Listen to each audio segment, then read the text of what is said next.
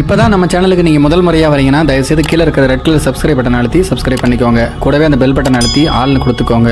அப்போ தான் நம்ம போடுற வீடியோ உங்களுக்கு தினமும் கிடைக்கும். சரி வாங்க இப்போ நம்ம வீடியோக்குள்ளே போகலாம். அண்ணன் முறை உள்ளவரோடு உல்லாசமாக இருந்த பெண்ணை அவருடைய தம்பி கொலை செய்துவிட்டு போலீசில் சரணடைந்துள்ளார். எர்ணாவூர் சுனாமி குடியிருப்பைச் சேர்ந்த கூலி தொழிலாளி விஜயகுமார். இவருக்கும் சுப்புலட்சுமி என்கின்ற 29 வயதான பெண்ணுக்கும் திருமணம் நடைபெற்று அவர்களுக்கு தற்போது 10 வயதில் ஒரு மகளும் இருக்கிறாள்.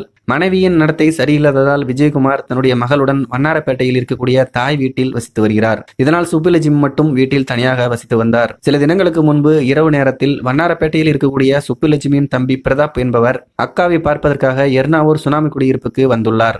நீண்ட நேரமாக கதவை தட்டிய பிறகு சுப்புலட்சுமி பதட்டத்துடன் கதவை திறந்துள்ளார். இதனால் சந்தேகமடைந்த பிரதாப் வீட்டில் சுற்றி முற்றி பார்த்துள்ளார்.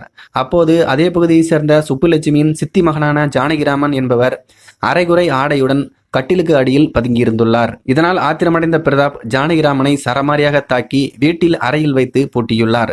அதன் பிறகு சுப்புலட்சுமியையும் தாக்கிய பிரதாப் தலையணையை வைத்து முகத்தில் அழுத்தியதில் சுப்புலட்சுமி மூச்சு திணறி சம்பவ இடத்திலேயே பலியானார்.